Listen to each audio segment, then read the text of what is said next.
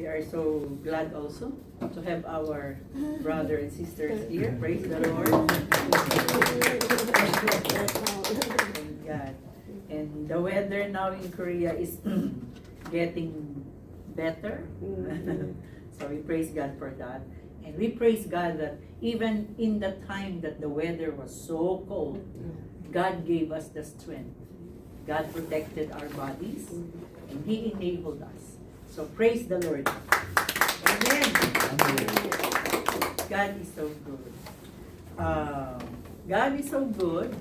2 weeks ago, doctor asked me I should take a CT test and blood test, but financially I don't have enough money because I already bought airplane ticket for Philippines. So I just waited and prayed and asking God. And then I asked the Lord, God, I wanted to take CT test so I will know why it's so painful. And my schedule was supposedly February 10. But I still don't have money, so we just cancel it. And then February 13, I received one message. And the message told me, Pastor, God has been telling me to give you payment for the city. And I said, oh, praise the Lord. But in my mind, I was thinking, too late. Because 10, supposedly my schedule is 10. But you know, sometimes we think it's too late. But with God's timing, everything is in perfect time. The next day, February 14, the Korean pastor who had been helping me going to hospital called. He told me, I think I will bring you to a smaller hospital because it will be cheaper and easy to go around. So I asked him, okay, so when? And he said, can you go now? And I said, okay, now. Actually, that day, I was planning to go to the prayer mountain. But I just felt so heavy that I did not go. So I realized God has another plan. So I was brought to the hospital and I took the CT test and the blood test. And so the result, I was laughing. I told the pastor, that's why my prayer was not heard, because I kept praying for stomach healing, but the problem was the gallbladder. So it should be the gallbladder. The doctor found stones, and the doctor said it should be, the gallbladder should be taken immediately. So I said, okay, just wait, and I just pray for God's right timing. You know, why I am telling this, like the pain for the gallbladder stone was really terrible. More painful than ulcer, because I had ulcer before. More painful than diarrhea. It's terrible, really. So the doctor said it should be taken out. It should be taken out. So why am I saying this? Because our, I think it matched with our meditation on the last few chapters of Ezra. I entitled it, Bringing Back and Letting Go. Okay? Like, there are things in our life that we have to let go, take out, so that we can be totally free. But there are also things in our lives that were lost that should be placed back. I divided the series for this one, Bringing Back and Letting Go, into 2 parts, because I think it will be very long if we will study it today in one day. So today, it will just be part 1, Bringing Back and Letting Go. We will focus on bringing back today.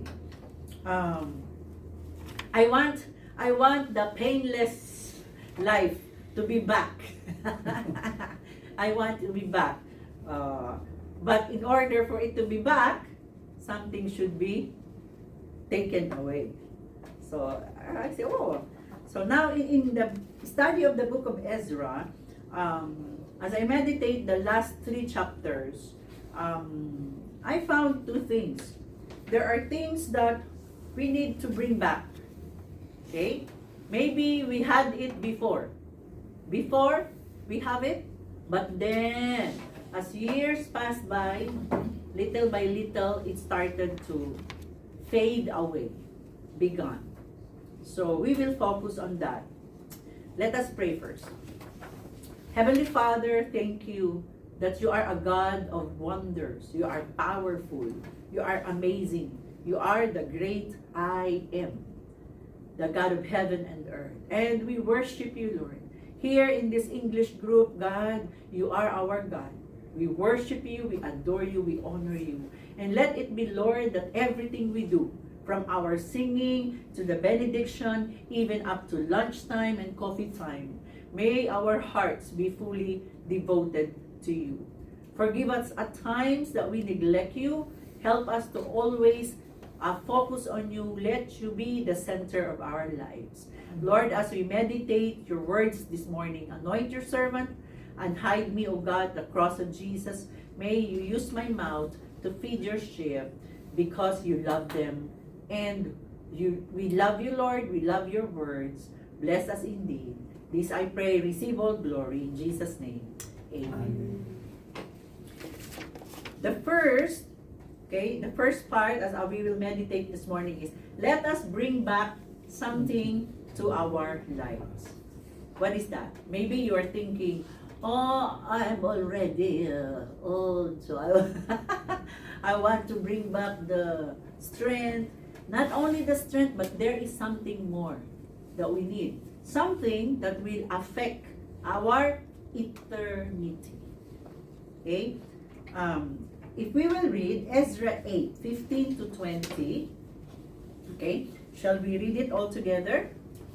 Now I gathered them by the river that flows to Ahava, and we camped there 3 days. I looked among the people, and the priest found none of the sons of Levi there. Then I sent for Eleazar, Ariel, Shemaiah, Elnathan, Jarib, Elnathan, Nathan, Zechariah, and Meshullam, leaders. Also for Joiarib and Elnathan, men of understanding. Men of understanding. So here, Ezra and the group were about to go back to Jerusalem. Remember? They gathered in the river of Ahava. Maybe after they prayed, they gathered there. And then Ezra checked among the people, and he found what? He found none of the sons of Levi. Later, I will tell you why are the sons of Levi very important. I will tell you later. Let's read the next verse, please. I gave them a command for Iddo, the chief man at the place Casiphia, and told them what they should say to Iddo and his brethren, the Nethinim, at the place Casiphia, that they should bring us servants for the house of our God. Next verse, please. By the good hand of our God upon us, they brought us a man of understanding of the sons of Mali, the son of Levi, the son of Israel, namely Sherebiah, with his sons and brothers, 18 men. And Hashabiah, and with him Jeshiah, of the sons of Merari, his brothers and their sons, 20 men.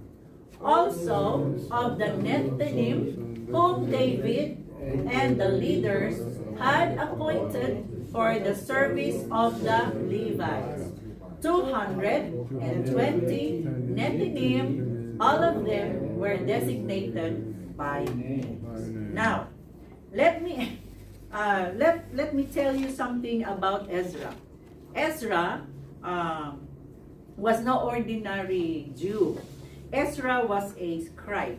When we say scribe, he knows so much about the law of Moses. At that time, they don't have this kind of Bible, but they have the scroll, the law of Moses.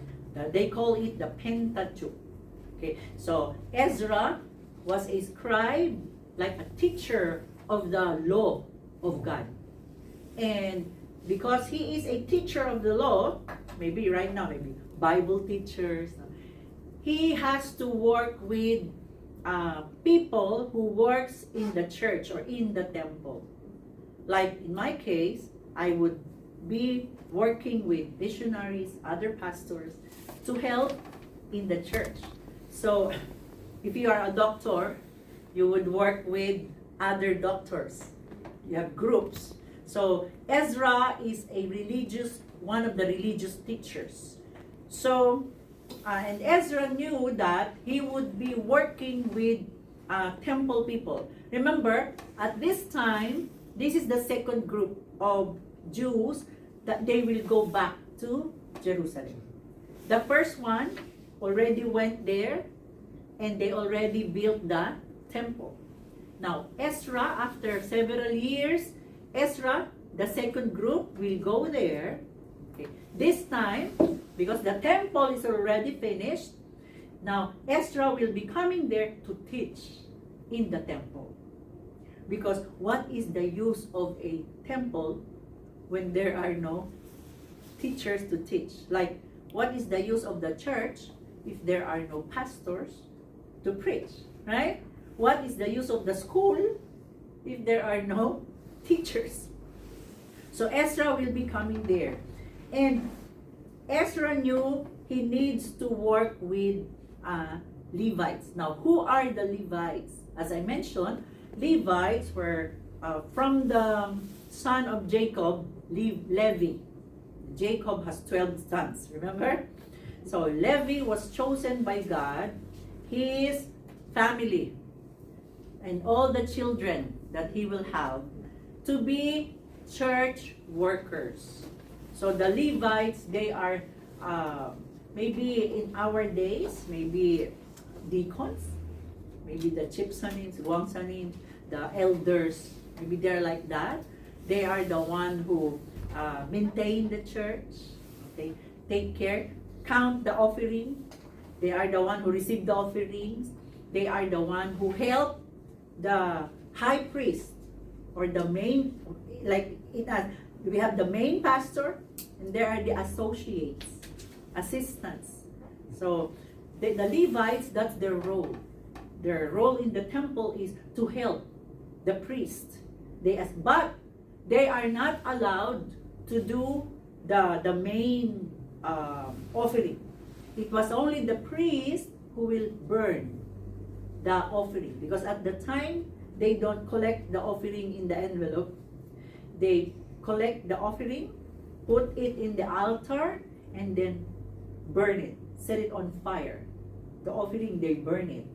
So the Levites were the one who prepared the altar, but it is the high priest who will start the fire on the sacrifice, and it is the high priest who will sprinkle the blood. So all the Levites will do were assist, receive the offering, write down the names, they assist. How about the Nethinim? Nethinims, according to studies, they were not Israelites. They were not Jews. Probably, according to studies, they were the ones whom, in the book of Joshua, there are this group of people, they trick Joshua so that Joshua will not kill them. So what happened when Joshua realized, they said they live from afar. Because if they live from near, they will be killed. So they tricked, they told Joshua, no, we live from afar. So they were not killed. But because of that, Okay, they admitted, they tricked Joshua, and Joshua assigned them that they will be workers.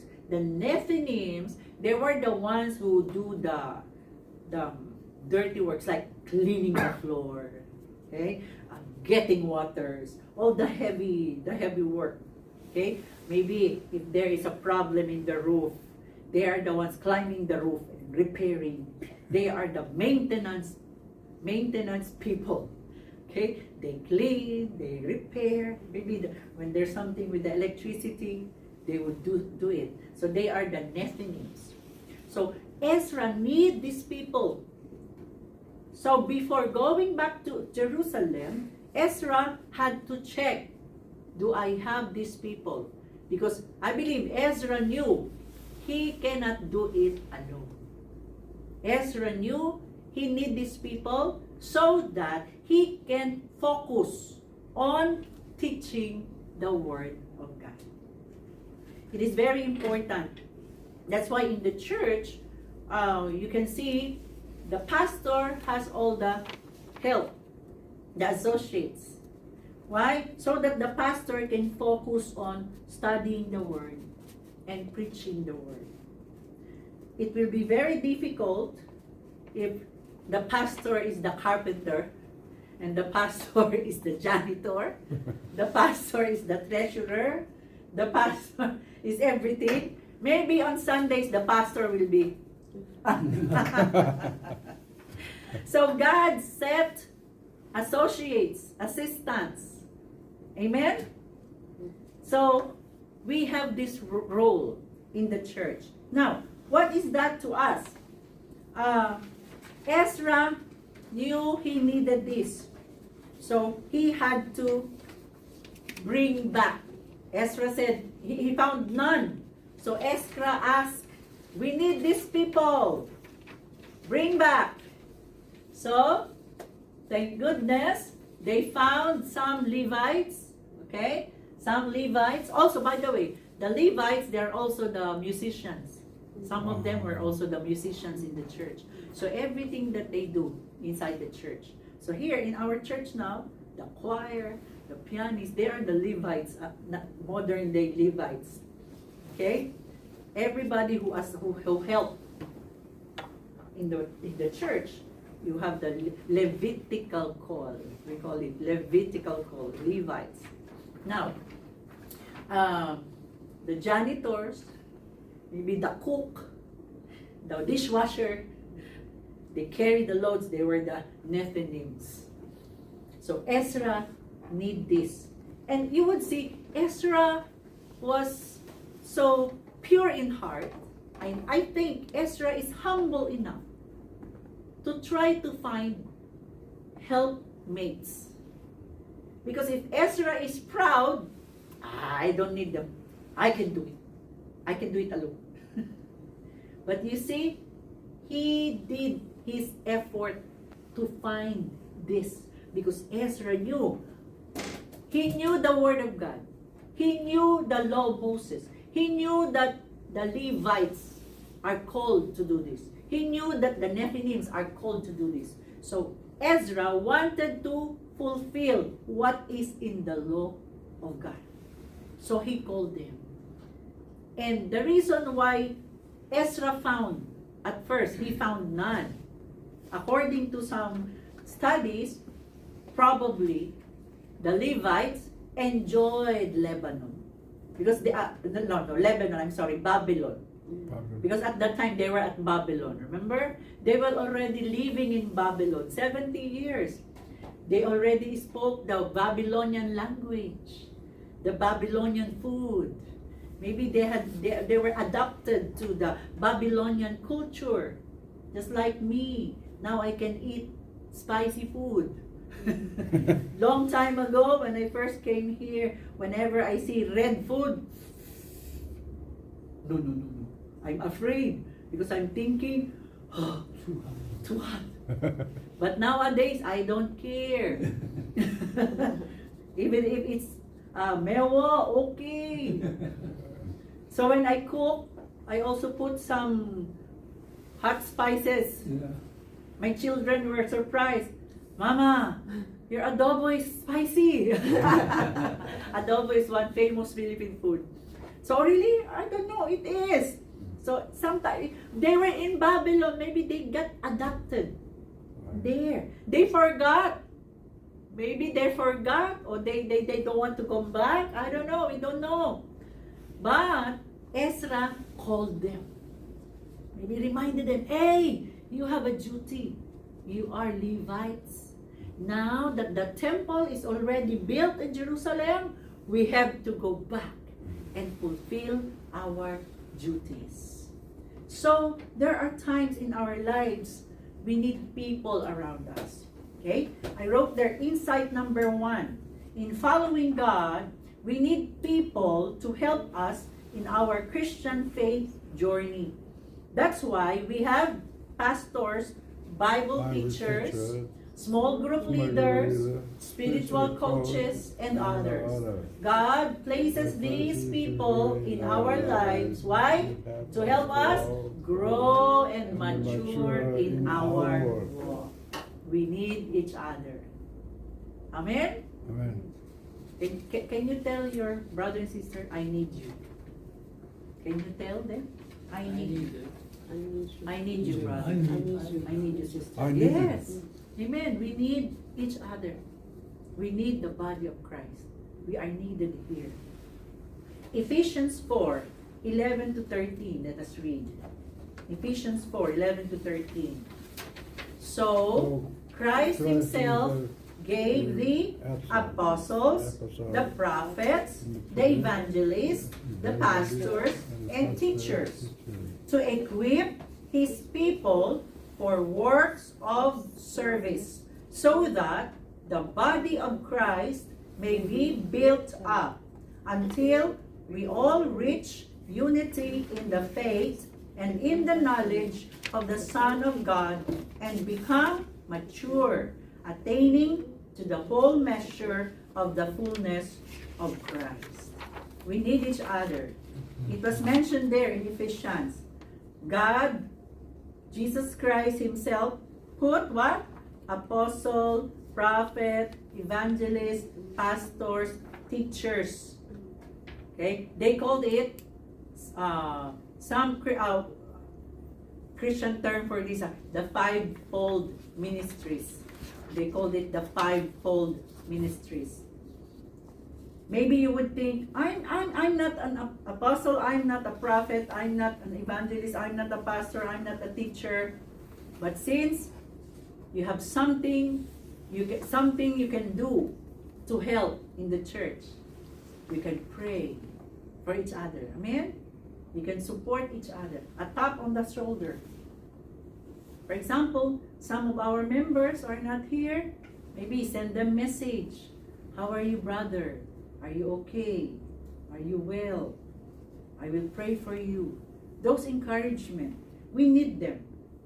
So the challenge there, if you are losing connection with your pastor or fellow church members, bring it back.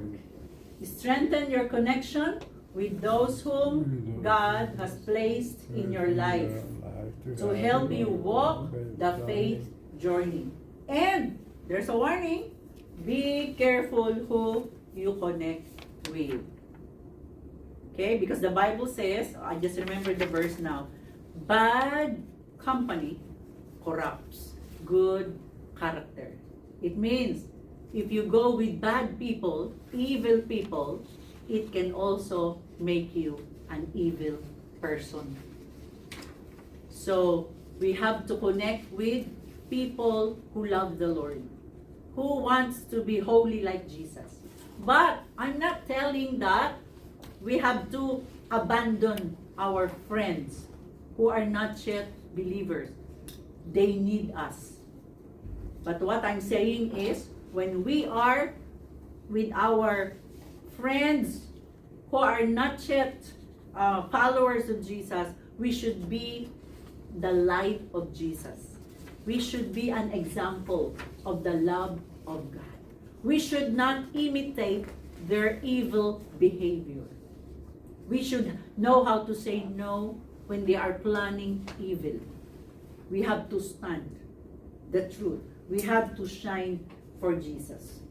Ezra sought teammates because he knew he couldn't do it alone. He wasn't afraid to look for Levites who would work alongside him in his mission.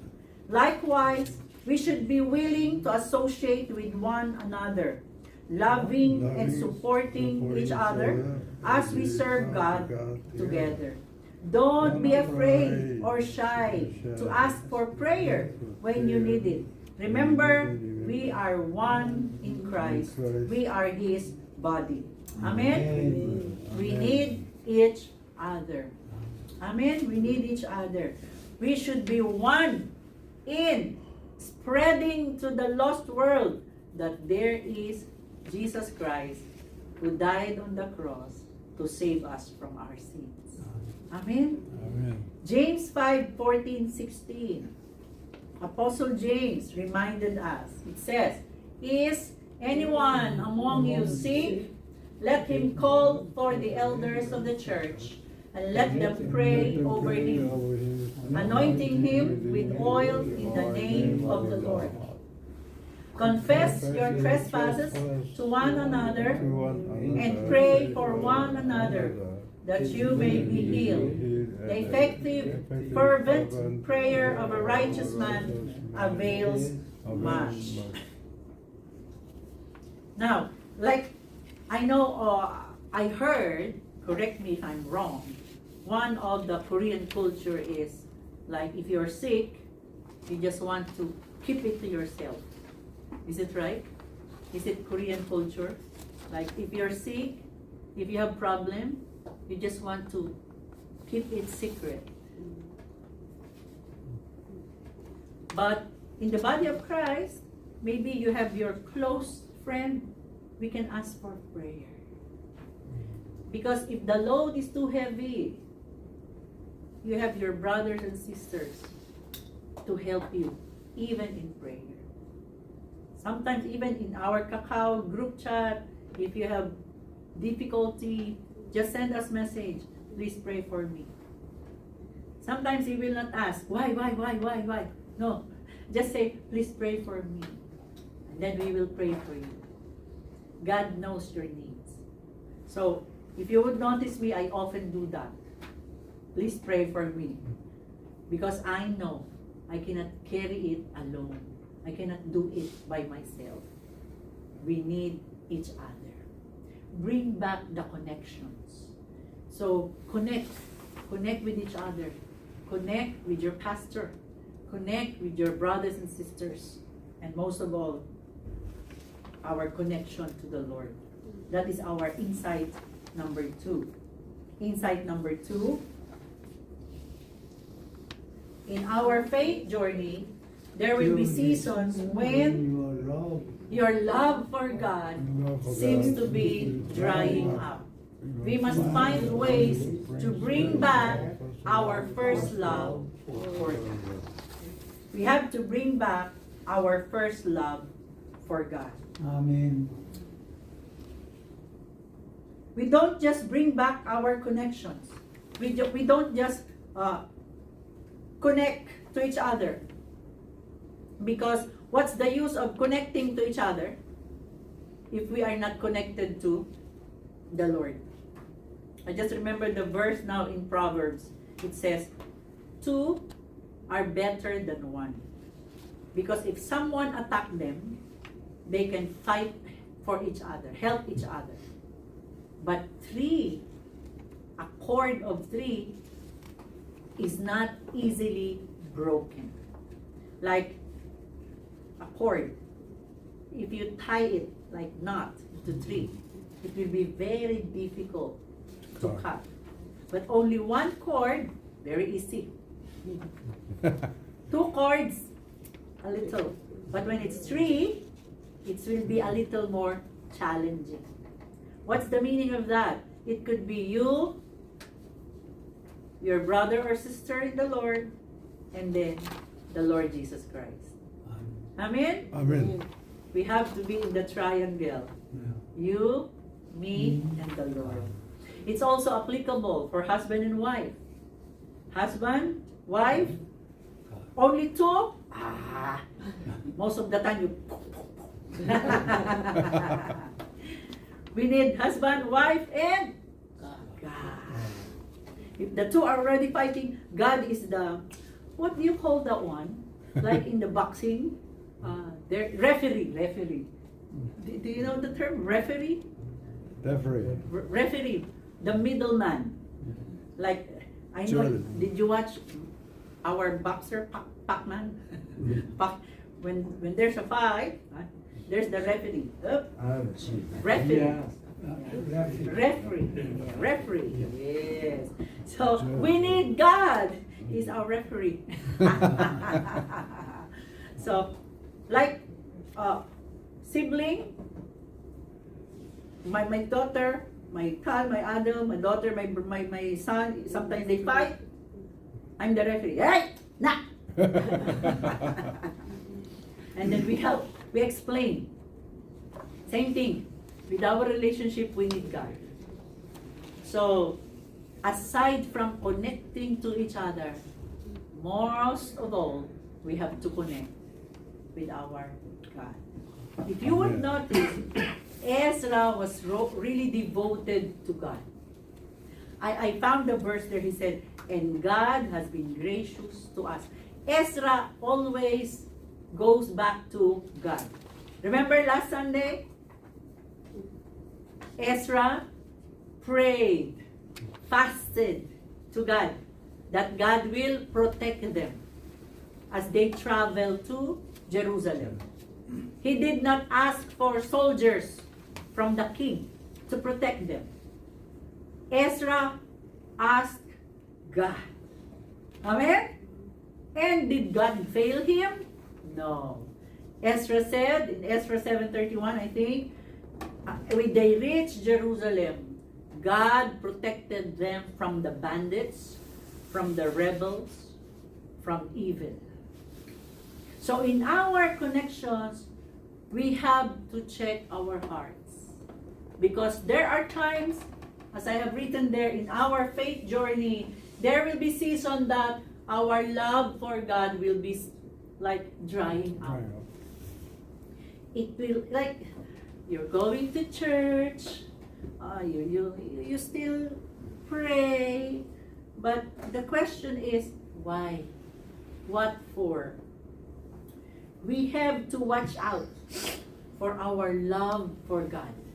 Because when God look at us, the first thing He wanted to see is that we love Him. We love Him. It doesn't matter if you are so generous.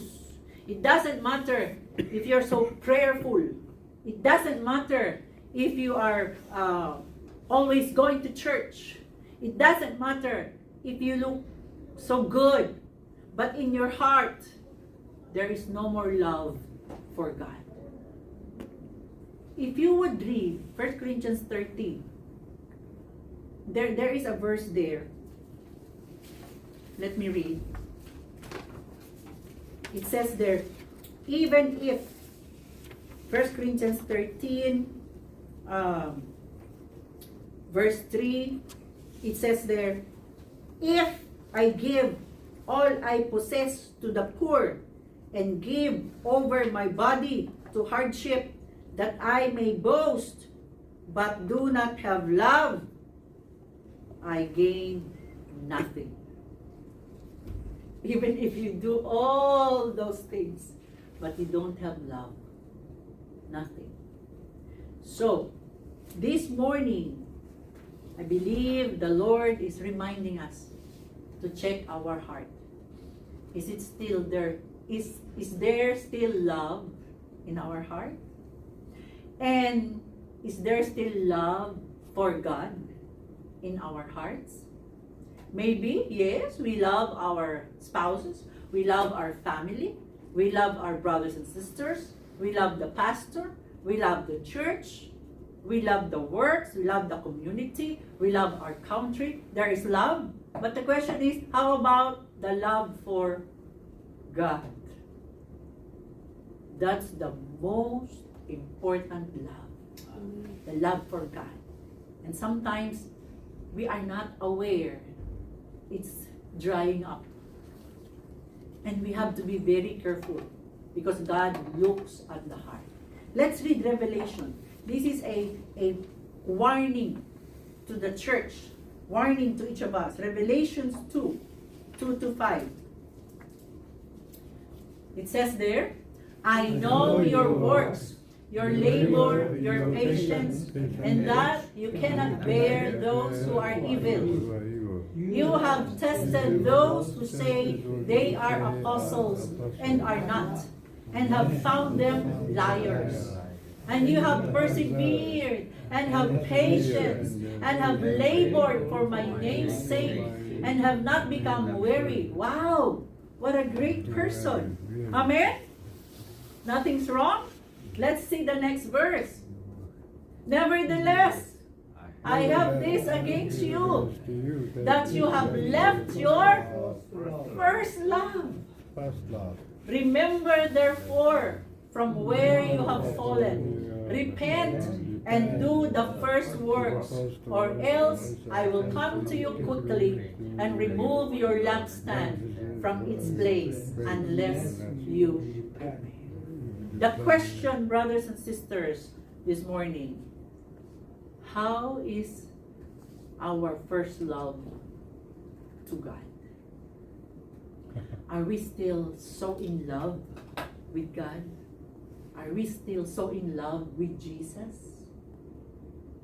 Are we still doing the things we do because we can say, because I love you, Lord, I will do this. I know love is not a feelings. Love is a commitment. A commitment that should be declared. This morning, I just have to declare, while getting ready to come here, I was telling myself, God, I'm doing this, I'm going there to feed your sheep because I love you, Lord. Because in the book of John, Jesus told Peter, do you love me? 3 times. Do you remember? Do you love me? And Peter said, yes, Lord, you know I love you. And Jesus said, feed my sheep.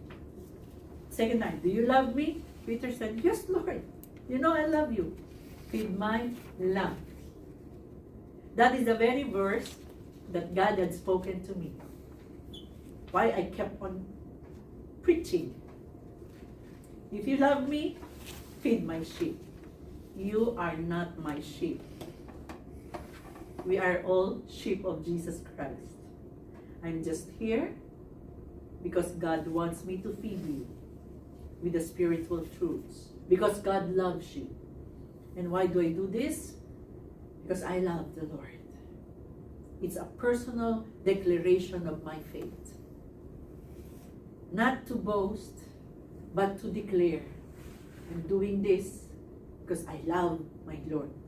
My Lord who died on the cross to save me from my sin. Now the question is, why are you here? Why are you reading your Bibles? Why do you pray? Why do you give your offering?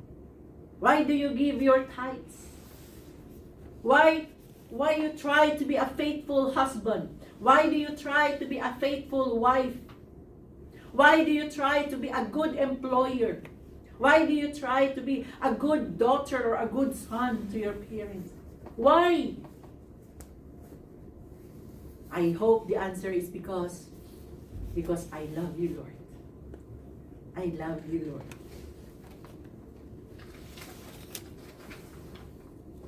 It is dangerous because it is possible to continue doing things with diligence and devotion while lacking genuine love for the one you are doing them for. You know, this can happen in the family relationship. This can happen in marriages. Like husband and wife, like you keep, telling each other, I love you too. But then, when someone has a problem, what's your problem? Okay. You don't help. It seems you don't care.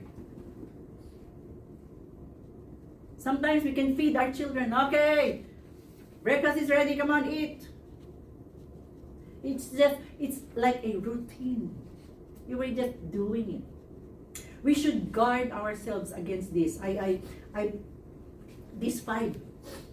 Okay, we should guard against this one. Number 1, religious formalism. What is that? When it's just a religious practice. You just go to church. Why? Because he got used to it. Because I'm a Christian, I have to go to church. Oh, because the pastor will check my attendance. Oh, because if I don't go, pastor will send me message. How are you? Why are you absent yesterday? It became a religious formalism. You just got used to it. No more love for God. You just got used to it. Or it could be a mechanical obedience. What is that? Doing things just because you were asked to. Hey, Chief Sanim, can you do that? Okay. You're just doing it. Because if you don't do it, oh no, there will be no PowerPoint. Okay, I'll just do it. But no love for God. So there's a danger. We can still keep doing what we do. I can still keep preaching. But out of obligation. I'm just obliged to do it. I'm just obligated to do it. What we're learning this morning is we have to bring back the love for God. That we will do the things we do because we love the Lord. Amen? We will be a good friend to someone because we love the Lord. And we want the Lord to smile when He sees us being good to our neighbors. It's all because of love for Him. We should guard ourselves with legalism. That's very dangerous. Legalism. It's prioritizing rules and works over a loving relationship with God. Oh, we have to do this. If we don't do this, we're not good. Like in our group this morning, if some people with legalism would come to our group, you know what? They would check on Chief Sanim. Why is he wearing dark glasses? Another Chief Sanim, why is he wearing the cap? Those people would check, oh, this is holy place. There should be no cap. You know what I mean? I grew up with legalism also. I will not say that the group, the denomination. My father belonged to this denomination. When you come to church, you are not supposed to wear pants if you're a woman. It's a sin if you're wearing pants. Even at home, when I was growing up, I was not allowed to wear pants. And then I joined the military during my high school days. Military. And of course, in the military training, we have to wear what? Jeans, type C uniform. And then we have type B, the military jeans, pants, the green one. And then one time, my father saw me. Why are you wearing jeans? And then I told my father, Papa, you were a war veteran. You were a soldier, right? He said, yes. He said, have you seen a soldier wearing skirt? Right? Have you seen a soldier wearing skirt? My father said, hi, you. I grew up in the church where women are not supposed to wear lipstick. Can you see that? Imagine the torture, the feeling. It was terrible. It's like there was no freedom at all. Well, in the Bible, in the Apostle Peter wrote, you just have to dress properly, dress modestly, dress in a way that you will represent the Lord. Here in Korea, I noticed, I'm not used to putting makeups really. In the Philippines, no. But in Korea, I tried. Lipstick, I tried. Why? Because every time I would meet Koreans, they would ask me, "Oh, Chincho, are you sick? Are you sick?" I said, "No." And then I wonder, why? They always think I'm sick. And then one Filipina told me, Pastor, you have to put some makeup. Oh, really? Yes, because if you don't have makeup, in Korean culture, they think you are sick. I noticed that when I went to the children English group, there was a day I forgot, I just combed my hair because I was in a hurry. I forgot to put anything. And when I entered the center, all the teacher went, "Oh, Sokshin님, are you okay?" And I said, "Yeah." I said, "Oh, 괜찮아, 괜찮아." And I was thinking, why? And then I remembered, oh, I forgot my lipstick. It's the culture. See? But you know, the legalism is like, they are putting you in a box. You cannot go to heaven if you are wearing lipstick. Is that it? No. Our way to heaven is Jesus Christ. Amen? Not the brand of lipstick. Sometimes we try to do it. Oh, we have to be long hair, long dress. We have to walk like this.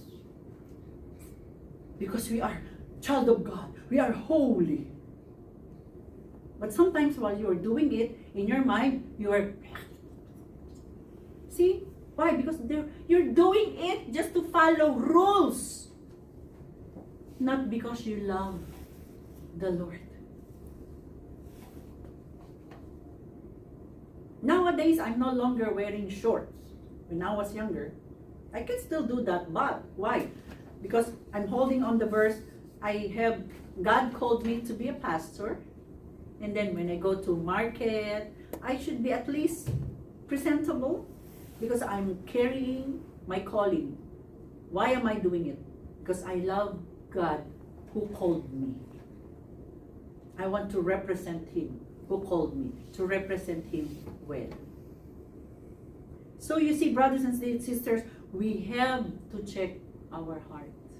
Why are we doing things? Is it because we love God? Or we are just bounded by rules? The other one, spiritual burnout. This one, sometimes very common in the Christians. Feeling empty and tired, even though you keep going through the motions. It's like, you feel empty, you feel tired. Okay, where are you going? Church. Why are you going to church? Then when you go to church, when you enter the church, oh, I hope the pastor will not bore me this time. You know?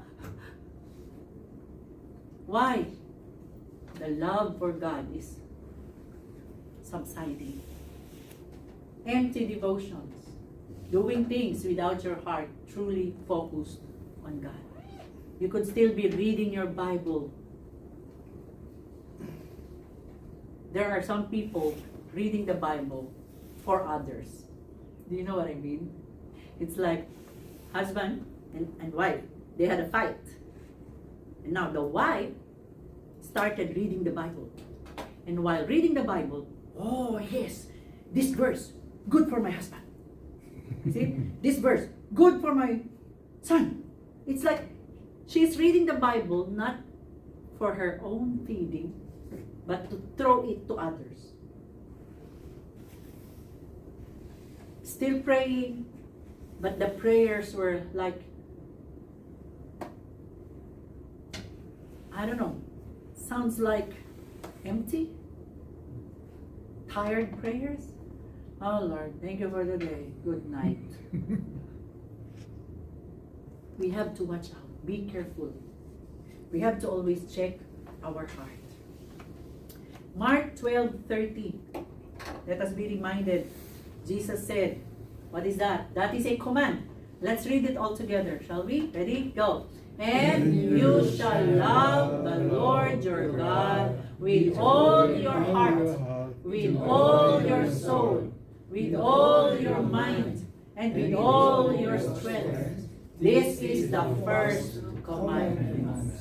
We have to love God above all, so that everything we do will be meaningful, will be beautiful in the eyes of God, will be acceptable. Another verse in Revelations 3:15-19. It says, I know your works, that you are neither cold nor hot. I could wish you were cold or hot. So then, because you are lukewarm and neither cold nor hot, I will vomit you out of my mouth. What is the meaning of that? It's like you love God in a way, but not wholeheartedly. Like, I think the Korean term for that is so-so. So-so. So-so. God doesn't want us to love Him so-so. God wants us to love Him full. How do you say full in Korean? 충만한. 100%. 충만한. 충? 충만. 가득한. 만. 충만한. 충만한. Yes. 충만. Full. Yes. God wants us to love Him 충만. Amen? Not so-so. So-so is the lukewarm. And it's dangerous. God said, because you are neither cold nor hot, I will vomit you. Whoa! What does it mean? God had already accepted you, but because you just love Him so-so, God said, I will. I don't want to be vomited of God. So brothers and sisters, if you say you are for God, let's love Him all the more. We can say the prayer, God, teach me to love you more and more and more each day. Help me to love you more and more each day. And I believe the Holy Spirit will work in our hearts. Amen? He will work in our hearts.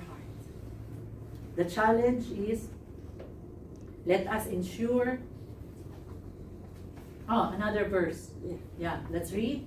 Because you say, I am rich, have become wealthy, and have need of nothing, and do not know that you are wretched, miserable, poor, blind, naked.